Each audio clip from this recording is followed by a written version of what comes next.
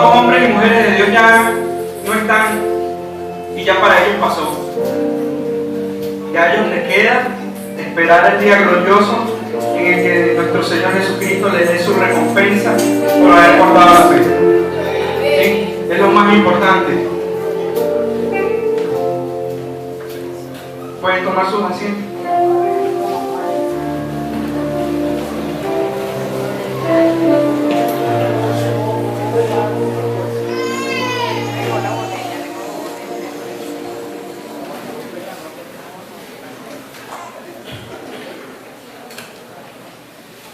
Bueno, gracias nuevamente por la oportunidad que me da el pastor de la iglesia de poder estar en este lugar. Es un compromiso. Estamos en el bloque de historia de la iglesia, específicamente en la era medieval. A veces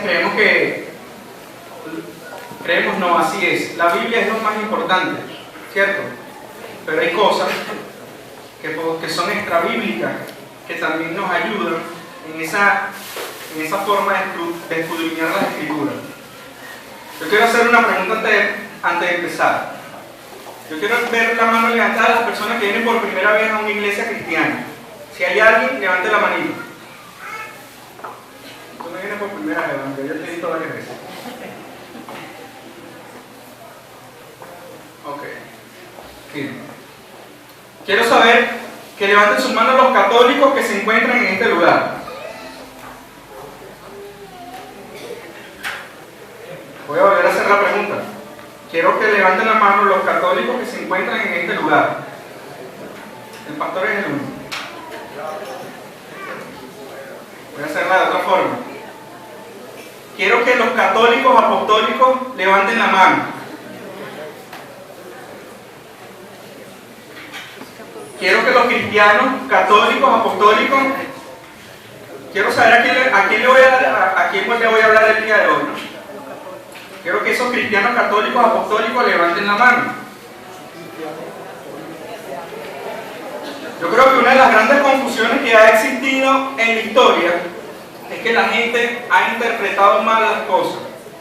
Y qué importante es que nosotros aprendamos y sepamos quiénes somos, de dónde venimos y hacia dónde vamos. Usted no puede saber hacia dónde vas si no sabes de dónde vienes y si no sabes en dónde estás. ¿Sí? Entonces, realmente todos los que estamos acá somos cristianos, ¿cierto? ¿Creemos en quién? Nuestra fe se fundamenta en la vida, muerte y resurrección de nuestro Señor Jesucristo. En eso se fundamenta nuestra fe. Todos los que estamos acá somos apostólicos. ¿Por qué? Inclusive la iglesia primitiva dice que ellos guardaban ¿qué? La doctrina de los apóstoles. Yo pregunto, ¿qué doctrina guardan ustedes que no levantaron la mano? Entonces ustedes son apostólicos. No tiene nada que ver con los movimientos modernos, el ser apostólico. Y ustedes son católicos también. Esa palabra católico proviene de cuando Cristo llama a Pedro y le dice: sobre ti edificaré mi iglesia. Cuando habla sobre su iglesia, habla en forma singular. Dice que iba a ser una sola, iba a ser universal. Por eso es que Juan 3:16 dice: para todo aquel que en él cree, ¿no? O sea, quiere decir que es algo para quién? Para todos. Es algo universal. Católico significa universal. Entonces ustedes son cristianos, católicos, apostólicos. Lo que ustedes no son es romanos.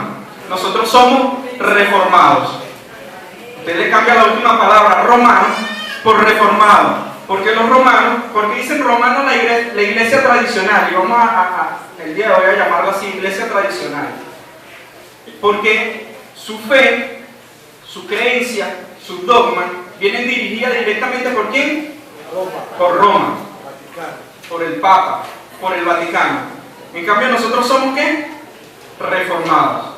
Y estamos en el ciclo de ¿qué? Historia de la iglesia, en la parte de la reforma. El pastor dio media predicación mía hoy. Entonces como él dio media predicación mía, Yo voy a dar la otra mitad. Pero yo quiero hablarles de algo que a mí me llamó mucho la atención cuando usted estudia historia. Es difícil y es un compromiso para mí pararme el día de hoy acá porque voy a hablarles de historia. No es una predicación normal, sino es una especie de exposición, ¿verdad?, acerca de la historia. Y yo quiero que usted se vea el espejo para que sepa en dónde se encuentra usted. Para eso vamos a abrir nuestras Biblias en Daniel capítulo 2. Anótalo allí, clase de historia. Anote el texto bíblico, Daniel capítulo 2 y Daniel capítulo 7. Y usted me va a preguntar a mí, ¿qué tiene que ver Daniel capítulo 2 y Daniel capítulo 7 con la iglesia reformada? Quiero que tengan sus Biblias ahí y vean y lean para que no caigan en el mismo error que caían los pasados cristianos en la era medieval. Daniel capítulo 2. En Daniel capítulo 2, el rey Nabucodonosor tiene un sueño en donde ve que se alza una esfinge. Esa esfinge tenía unas características. El pastor el domingo pasado habló sobre algunos imperios. En esa esfinge dice que la esfinge estaba hecha de algunos minerales que vienen de la tierra, como son el oro, la plata, el bronce, el barro, el hierro, y eso significaba algo muy particular. No voy a hablarles ni me voy a detener a explicarle específicamente cada parte de esa esfinge, pero quiero que vean, quiero ponerlos en contexto, ¿sí? Dice que la esfinge tenía una cabeza de oro. Es el primer mineral. Necesito que los muchachos allá en audiovisual me ayuden. ¿Qué está pasando aquí? Cabeza de oro. Representaba el imperio babilónico. Dos grandes personajes en el imperio babilónico. El rey Nabucodonosor, que es cuando se da el sueño. Importante que este sueño se da 600 años antes de Cristo. Reino o imperio babilónico, rey Nabucodonosor. Segunda persona que aparece en el gran imperio babilónico es el rey Darío. Rey Darío. Darío es quien manda a Daniel al foso de los leones.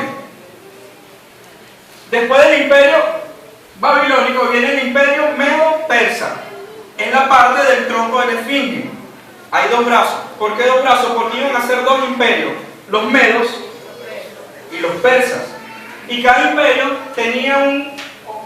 Daniel después lo ve en una profecía en el capítulo 7 a través de bestias. Dice que el imperio babilónico era un león con alas, los medos y los persas eran un oso. Después de los medos y los persas, ¿quién reinó en el imperio medo-persa? Hay un nombre muy famoso por ahí que es Artajerjes y Ciro. No sé si vieron una película que se llama 300. ¿Sí? Bueno, Jerjes existió en ese momento. Esa película de 300, ¿de dónde la sacaron? La sacaron de allí. Quiere decir que fueron momentos reales. Esto no es ficción, parece una película, pero no es ficción. Todo esto ha ocurrido. ¿Sí? Después del imperio persa, viene el imperio griego. En el imperio griego, ¿quién dominó? Alejandro Magno. ¿Sí? Uno de los grandes conquistadores hasta el día de hoy. Y ese imperio era reconocido a través de un leopardo que tenía 6 alas. Todo eso tiene una explicación, no me voy a detener en nada de eso, pero quiero ponerlos en contexto. Después del imperio griego, que era la parte de la cintura, que era bronce, vemos como la esfinge va bajando ¿de qué? De valor o de categoría. Oro, plata, bronce, y ahora viene hierro. ¿Sí? El gran imperio romano. 2 piernas. Al igual que en la parte de arriba, que arriba eran 2 imperios, ahora Roma, también que es un imperio, se iba a dividir. ¿Sí? y se va a dividir en lo que se conoce como Roma Oriental y Roma Occidental. La Roma Occidental es lo que se encuentra en Italia y la Roma Oriental es Constantinopla. No sé si han escuchado hablar de esa palabra, Constantinopla.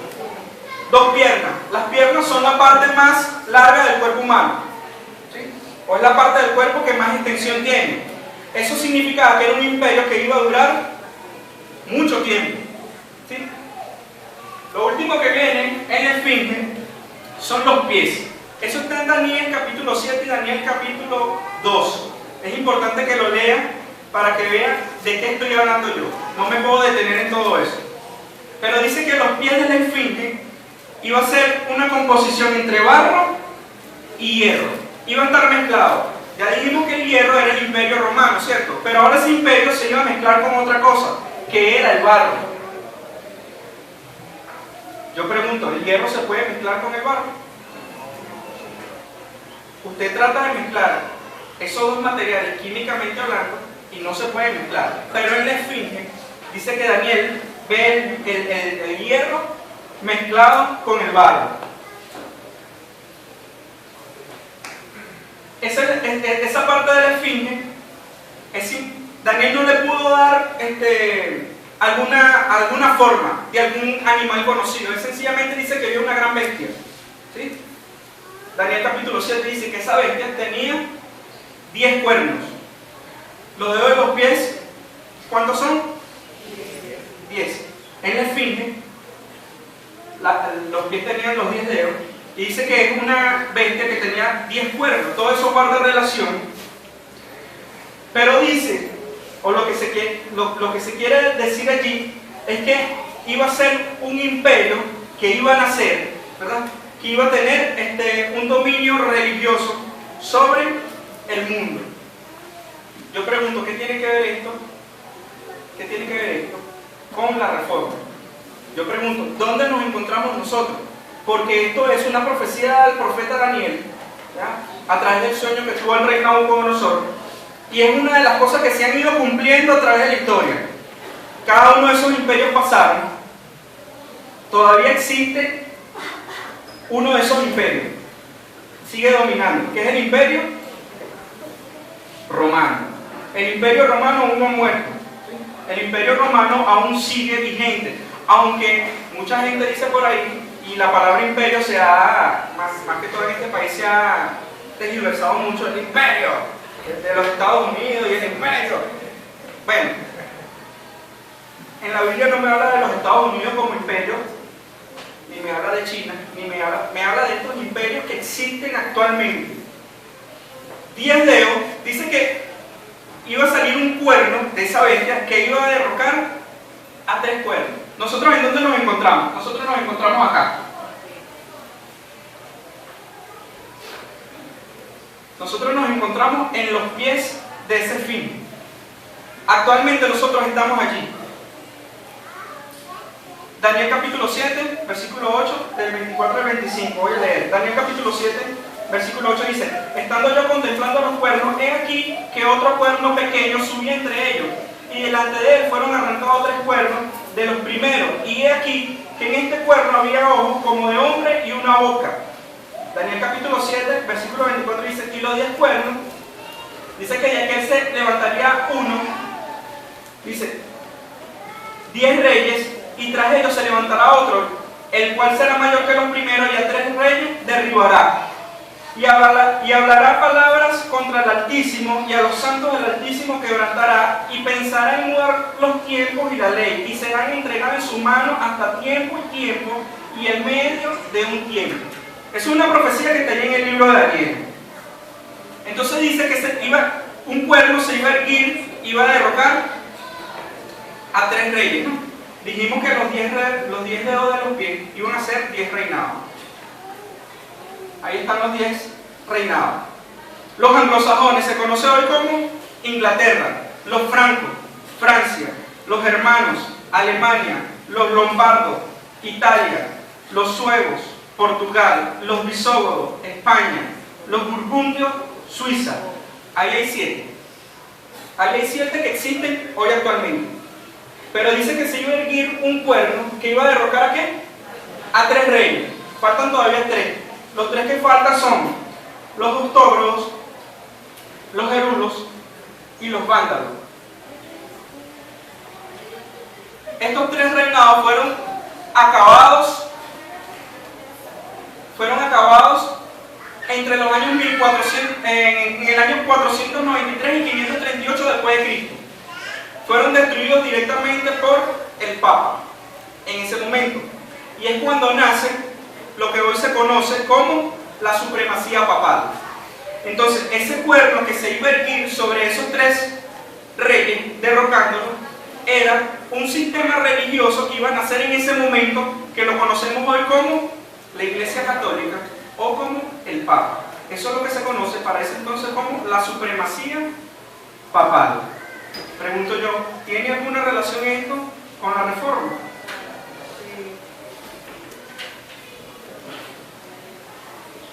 Eso fue para el año 538.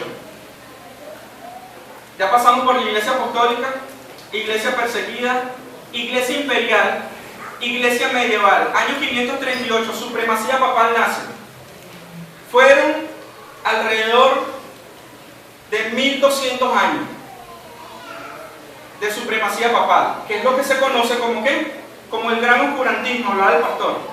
Fueron 1000 años, 1200 años de ¿qué? De gran oscurantismo, en donde la Iglesia Católica y el Papa asumió la verdad de Cristo para él, la verdad de su palabra para él.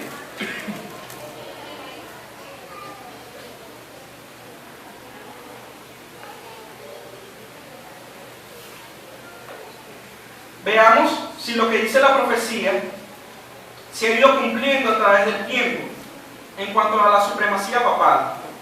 Dice, hablará palabras contra el Altísimo. Una de las cosas que asumió el Papa en ese momento fue el título de Dios. Era menor que Dios en cierta forma, pero mayor que los hombres. Y se le da el nombre de vicario de Cristo. Vicario es una persona que ocupa el lugar de otro. Realmente ningún papa ocupa el lugar de Cristo. El papa ocupa el lugar del papa que se murió. ¿Sí? Así de sencillo. Pero él asumió el decir que él era tan soberano igual que Dios. De hecho, tenía tanto poder el papa que dice que él tenía poder tanto sobre los creyentes en la parte terrenal como en la parte espiritual. Tan es así que él tenía el poder de decir quién se salvaba y quién no. ¿A través de qué? De las indulgencias. Hablaría cosas contra el Altísimo. Dice, sigue la profecía, a los santos del Altísimo quebrantará. Esos 1200 años, el periodo medieval, modestamente los historiadores dicen que fueron muertos a través de la Santa Inquisición y a través del Papa más de 50 millones de mártires. Entonces vemos como una profecía se va haciendo el cumplimiento de esa profecía a través de ¿qué? De un sistema religioso que se iba a levantar en el momento para acabar ¿qué? Con la verdad de Cristo. ¿Por qué? Porque la querían solamente para ellos. Dice la palabra de Dios que la palabra de Dios no es para que esté debajo de ¿qué? Debajo de la mesa, debajo del cererí, sino que esté sobre ¿qué? Sobre un candelabro a fin de que alumbre a todos los de la casa. Bueno, la Iglesia Católica asumió para sí, o el Papa asumió para sí la verdad de Cristo, su palabra, ¿verdad? Dejando una oscuridad completa ¿qué? A la humanidad, que es lo que se conoce como los 1200 años del gran oscurantismo. Entonces, a los santos quebrantó y dice, e intentaría cambiar la ley de Dios. Una de las cosas que hizo el Papa, tomando en el año 538, tomando su poder y su reinado, fue cambiar la ley de Dios, en donde dijo que ya el día de reposo no sería el sábado como venía acostumbradamente haciéndose, sino que sería el día domingo. De hecho, para nosotros el día de reposo es el domingo. Y es el día en el que normalmente las iglesias cristianas y católicas se reúnen. ¿Por qué? Porque aún no quedan secuelas de todas esas cosas que hemos arrastrado de la iglesia medieval. Aún nos seguimos rigiendo por ese calendario. Entonces, cambió la ley de Dios. En el catecismo romano, los mandamientos de Dios fueron transformados. El mandamiento el número 2 fue omitido por completo.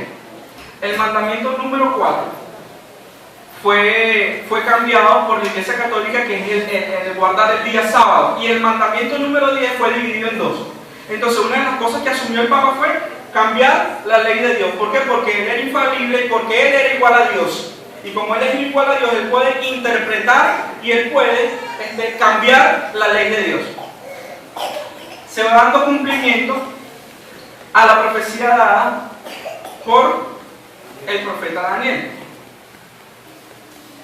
Ahí arriba dice pos, tenebras, luz. Eso está en latín. La profesora de latín está. ¿Qué significa eso? Después de estos 1000 años de gran oscurantismo,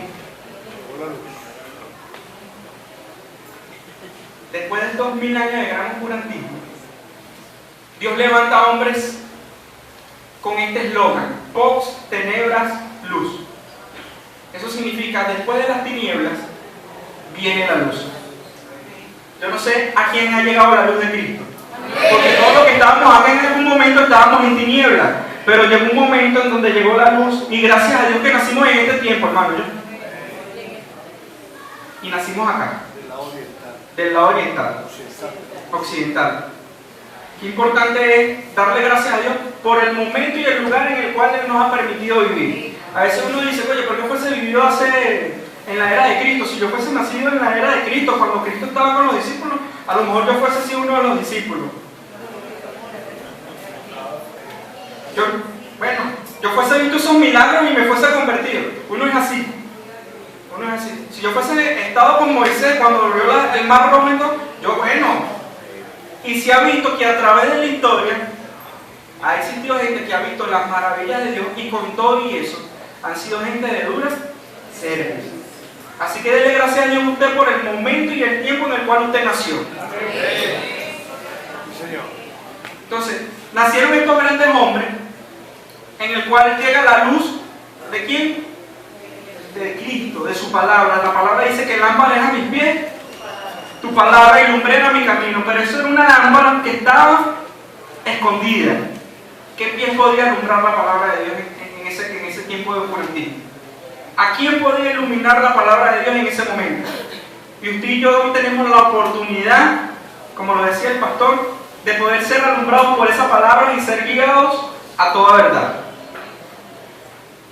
Y llegamos, después de todo esto que ha ocurrido, que vemos de a dónde sale el sistema religioso del catolicismo.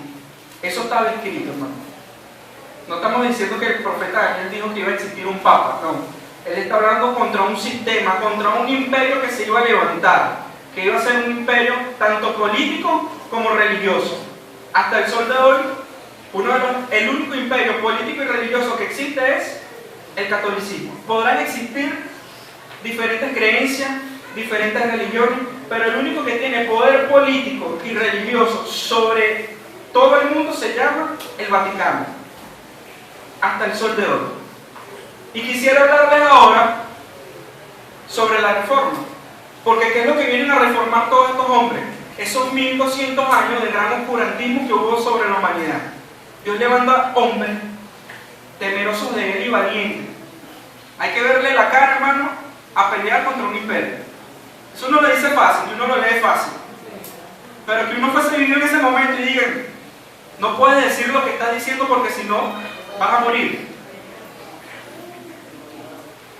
Entonces, nosotros aquí creemos que nosotros somos, aquí uno sale aquí a la plaza y entrega dos tratados y dice, Dios te bendiga, y uno cree que ya se ganó el cielo, y dice, ya hice mi gran obra, ya voy a tener como 10 pepitas en mi corona porque salí y le di el tratado a 10 personas. Gloria a Dios por los hermanos que lo hacen de verdad, y síganlo haciendo. Pero, hermano, hay momentos de lucha y de prueba en donde tu fe va a ser probada, en donde usted tiene que morir por lo que cree. Usted todavía no sabe lo que es morir por lo que cree. Y hay gente que muere por lo que cree y son cosas malas, que son cosas negativas. Nosotros que tenemos la verdad absoluta, que es Cristo, bueno, nosotros con mayor razón debemos morir por esa razón, por esa fe. ¿Sí? Antes de hablar de la reforma, tengo que hablarle de algo que se conoce como pre-reformadores o precursores de la reforma. Estos fueron hombres que se levantaron que sin ellos difícilmente se fuese dado la reforma como se dio en ese momento, a través de todos los demás. Estos fueron hombres que se atrevieron, y el primero de ellos se llama Pedro Baldó. Año 1175 después de Cristo. Pedro Baldó. ¿Quién fue Pedro Baldó? Pedro Baldó fue un cristiano que nació en Francia. Era un hombre rico para ese entonces, año 1175. Una persona rica, vivió en Lyon, Francia, o en Lyon. Dice que después de un evento que nadie conoce, él sintió la profunda necesidad de buscar lo espiritual, de buscar las cosas de Dios. ¿Y cómo podía hacerlo? Leyendo la Biblia. Para este entonces solamente existía la Vulgata Latina, que era la Biblia solamente en latín. Aunque era un hombre rico, un hombre conocido, su latín era pobre. Y resulta que él contrata, por tener dinero, a dos grandes académicos que le tradujeron la Biblia a su idioma original. Es la primera vez que la Biblia es traducida completamente un idioma original, año 1175. Es la primera vez que la Biblia es traducida, y él dice que fue y se encontró con un párroco, con un padre. El padre le hace referencia sobre la historia del rico y el pobre que está en la Biblia. Él sintió que debería vender todos sus bienes y dárselo a los pobres. Así hizo. En el año 1175 vendió todo lo que tenía, dio toda su riqueza a los pobres y se dedicó única y exclusivamente a predicar de la verdad de Cristo. Es la primera vez que en Francia escuchan a alguien dar un sermón o una predicación en su idioma original. Por fin entienden lo que el padre, el cura o el predicador está diciendo. Ellos son conocidos como los valdenses o como los pobres de Lyon. Entonces, fue contra la Iglesia Católica. Recuerden que hasta este momento los únicos que conocen la palabra de Dios, ¿quiénes son? Los curas. Y el Papa decide perseguirlo.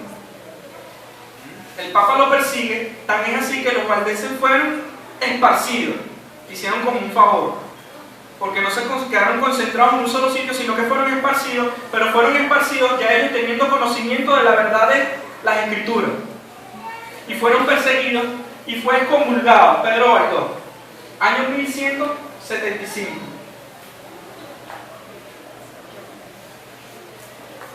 Después de Pedro Baldó viene John Wycliffe, año 1346, Inglaterra. Dice que él estudió en la Universidad de Oxford y fue considerado como uno de los grandes teólogos de ese momento. O sea, esta gente no era gente, como se diría por ahí en el argot popular de los musulmanes, esto era gente que guataqueaba. Esto era gente que estudiaba, que se preparaba, que escudriñaba. Los grandes prerreformadores fueron gente que se inclinaron al estudio de las Escrituras. A veces qué difícil se nos hace a nosotros, ya teniendo la palabra de Dios, estudiarla, ¿verdad? Nos da como fastidio, nos da como flojera. Pero estos hombres, gracias a estos hombres, usted y yo estamos hoy aquí. Bueno, gracias a la misericordia de Dios, y que usó estos hombres como instrumento para que usted y yo estuviésemos el día de hoy aquí. Miren lo que dijo Wycliffe. Miren con quién se estaba metiendo. Resulta que Roma, donde estaba la Iglesia Católica, dice que le pide a Inglaterra fondos. Le dice, necesito que Francia, que Inglaterra me manden fondos.